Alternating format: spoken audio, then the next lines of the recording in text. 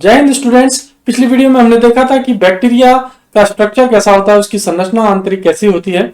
इस वीडियो में हम देखेंगे कि बैक्टीरिया पोषण कैसे करता है, न्यूट्रिशन उसको कैसे मिलता है। तो इस बोर्ड की तरफ बढ़ते हैं और इसमें जो ये फ्लो डायग्राम मैंने बनाया हुआ है, इसमें पूरा बैक्टीरिया का न्यूट्रिशन समझाया हुआ है। तो एक एक करके इन पॉइंट्स को आज हम समझेंगे। और जो न्यूट्रिशन है बैक्टीरिया का, पोषण है, वो दो टाइप का होता है।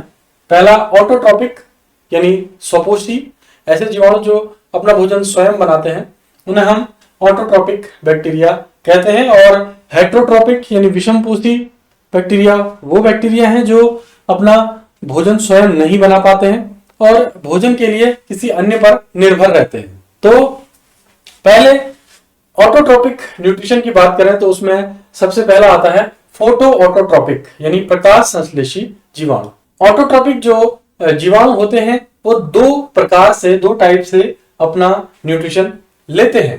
पहला है फोटो ऑटोट्रॉपिक यानी लाइट का यूज करके अपने लिए भोजन बनाना, और कीमो ऑटोट्रॉपिक यानी केमिकल्स यानी रासायनिक पदार्थों का प्रयोग करके अपने लिए भोजन बनाना। इसमें फोटो ऑटोट्रॉपिक जो न्यूट्रिशन है उसे अनऑक्सीजेनिक न्यूट्रिशन भी कहते हैं, क्योंकि इस प्रोसेस में ऑक्सीजन बाहर नहीं निकल पाती है। ये प्रोसेस सिर्फ जो रेडिएंट एनर्जी है उसे केमिकल एनर्जी में कन्वर्ट करता है, यानी विकिरण ऊर्जा जो सूर्य की है उसे रासायनिक ऊर्जा में परिवर्तित करता है और उससे भोजन प्राप्त करता है जीवाणु। लेकिन ये पूर्णतः प्रकाश संश्लेषण जो फोटोसिंथेसिस की प्रोसेस है वैसी नहीं है। ये जो फोटो ऑटोट्रॉपिक यानी प्रकाश संश्लेषी जीवाणु है ये तीन टाइप के होते हैं: green sulphur bacteria, purple sulphur bacteria और नॉन सल्फर पर्पल बैक्टीरिया। तो कलर के आधार पर यहां बताया हुआ है, इनमें कुछ अंतर भी है। सबसे पहले हम बात करते हैं ग्रीन सल्फर बैक्टीरिया की। ये एनारोबिक बैक्टीरिया होते हैं यानी ऑक्सीजन की प्रेजेंस में उपस्थित नहीं रहते हैं। इसके साथ साथ इनका एग्जाम्पल है क्लोरोबियम। इनके अंदर क्लोरोफिल जो पाया जाता है उसका नाम है क्लोरोबियम क्लोरोफिल।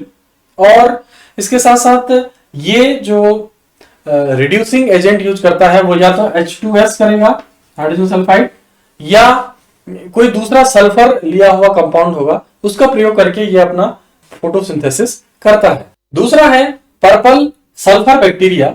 ये बैक्टीरिया क्लोरोफिल लिए हुए रहता है और ये भी सल्फर कंपाउंड्स जो हैं थायोसल्फेट और दूसरे सल्फर के कंपाउंड्स उनका प्रयोग करता है अपने फोटोसिंथेसिस को करने के लिए। इसका एग्जांपल है क्रोमेटियम और ये पर्पल कलर का होता है।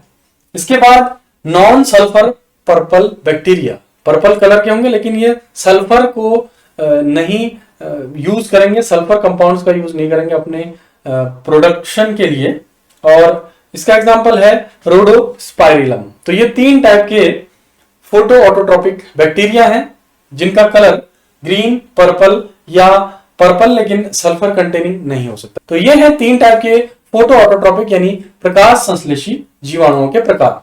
अब नेक्स्ट कीमो ऑटोट्रॉपिक यानी रसायन संश्लेषी बैक्टीरिया। तो ऐसे जीवाणु जो रसायनों का यानी केमिकल्स का यूज करते हैं अपने भोजन को प्राप्त करने के लिए, उन्हें हम कहते हैं कीमो ऑटोट्रॉपिक बैक्टीरिया। इसके चार टाइप्स दिए हुए हैं। पहला सल्फर बैक्टीरिया जो सल्फर का यूज करते हैं अपने भोजन को बनाने के लिए, और उसका एग्जांपल है थायोबैसिलस। दूसरा है आयरन बैक्टीरिया जो आयरन कंपाउंड्स का यूज करते हैं अपने भोजन को बनाने के लिए, इसका एग्जांपल है फेरोबैसिलस।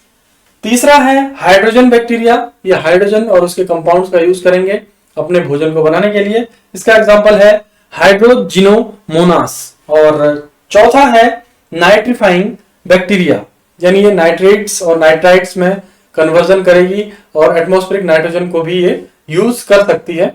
चौथा टाइप है नाइट्रीफाइंग बैक्टीरिया, यानी ये नाइट्रेट्स और नाइट्राइट्स में कन्वर्जन कर सकती है एटमॉस्फेरिक नाइट्रोजन का, और नाइट्रोजन फिक्सिंग एजेंट के रूप में भी ये काम करेगी। और इसका एग्जांपल है नाइट्रोसोमोनास और नाइट्रोबैक्टर, जो आपने नाइट्रोजन फिक्सिंग बैक्टीरिया के रूप में कभी सुना होगा नाम। तो ये थे ऑटोट्रॉपिक यानी स्वपोषी बैक्टीरिया जो अपना भोजन स्वयं बनाते हैं, या तो प्रकाश यानी लाइट का यूज करके या केमिकल्स यानी रसायनों का यूज करके। दूसरा टाइप है हेट्रोट्रॉपिक बैक्टीरिया यानी विषमपोषी, अपने भोजन के लिए वो किसी अन्य पर निर्भर रहेंगे। ये तीन टाइप से होते हैं 3 प्रकार इसके हैं। पहला है पैरासिटिक बैक्टीरिया, ये परजीवी कहलाएंगे और किसी अन्य जीवों के शरीर में ये रहेंगे, या एक्टोपैरासाइट के रूप में या एंडोपैरासाइट के रूप में। एक्टो मतलब शरीर के बाहर रहकर अपना भोजन प्राप्त करना शरीर से, और एंडोपैरासाइट का मतलब है शरीर के अंदर रहकर वहां से पोषण प्राप्त करना। तो रहने के लिए भी और भोजन के लिए भी, दोनों के लिए वो होस्ट पर निर्भर रहेंगे जिसके ऊपर वो रह रहे हैं। तो ये है एग्जाम्पल क्लोस्ट्रीडियम और स्ट्रेप्टोकोकस, ये 2 इसके एग्जाम्पल हैं। अगला है सेप्रोफिटिक बैक्टीरिया। सेप्रोफिटिक मीन्स होता है मृतोपजीवी, यानी मृत सड़े गले पदार्थों पर जीवित रहकर वहां से अपना भोजन प्राप्त करना, इसे कहेंगे हम सेप्रोफिटिक मोड ऑफ न्यूट्रिशन। और इसके एग्जाम्पल है बैसिलस माइकोइड्स। सबसे ज्यादा फंगस यानी कवक इस प्रकार का पोषण भोजन करते हैं, लेकिन कुछ बैक्टीरिया भी ऐसे हैं जो सेप्रोफिटिक मोड ऑफ न्यूट्रिशन करते हैं। और अंतिम टाइप है सिम्बायोटिक बैक्टीरिया। सिम्बायोटिक मीन्स होता है सहजीवी। सहजीवी का अगर मैं अर्थ बताऊं कि इससे दोनों को लाभ होगा। जैसे हम गाय को पालते हैं तो गाय हमें दूध देती है और हम गाय को चारा देते हैं, तो एक दूसरे पर हम निर्भर हैं। तो ये है एक सिम्बायोटिक रिलेशनशिप। तो इसी प्रकार बैक्टीरिया भी सिम्बायोटिक रिलेशनशिप में विभिन्न जीवों के साथ रहता है। इसके एग्जाम्पल है राइजोबियम, जो रूट नोड्यूल्स में रहता है, यानी जो दलहनी पौधे होते हैं दालों वाले, जिन्हें हम लेग्यूमिनस प्लांट्स कहते हैं, उनकी जड़ों में छोटे छोटे नोड्यूल्स यानी गांठें जैसी संरचनाएं बन जाती हैं इन बैक्टीरिया के कारण, और वो एटमॉस्फेरिक नाइट्रोजन को कन्वर्ट कर देते हैं वाटर सोल्यूबल नाइट्रोजन में, नाइट्राइट्स में, और वहां से वो जो दलहनी पौधे हैं उस नाइट्रेट को या नाइट्राइट को वो नाइट्रोजन एजेंट्स के रूप में प्रोटीन बनाने में यूज करते हैं। और उसके बाद एग्जाम्पल दूसरा है ई कोलाई, यानी एस्ट्रिचिया कोलाई। ये नाम काफी फेमस है। ई कोलाई जो जीवाणु है वो हमारे शरीर की बड़ी आंत में, लार्ज इंटेस्टाइन में रहता है, और वहां विटामिनों का सिंथेसिस यानी संश्लेषण भी करता है। इसलिए ये बहुत हेल्पफुल हमारे लिए है विटामिन लेने के लिए, प्राप्त करने के लिए, और इसके साथ साथ इसको हमारी बड़ी आंत से भोजन भी मिलता है। तो ये दोनों ही काम फायदे वाले हैं। ई कोलाई को भोजन मिल जाता है और हमें विटामिन मिल जाते हैं। तो ये सिम्बायोटिक रिलेशनशिप है। तो ये थे अलग अलग टाइप्स बैक्टीरिया के न्यूट्रिशन के, पोषण के, जो हमने यहाँ पर बताए।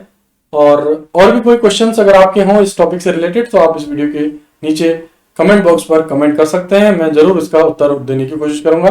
तो ये थी आज की वीडियो, आपको कैसी लगी बताइएगा कमेंट बॉक्स में लिखकर।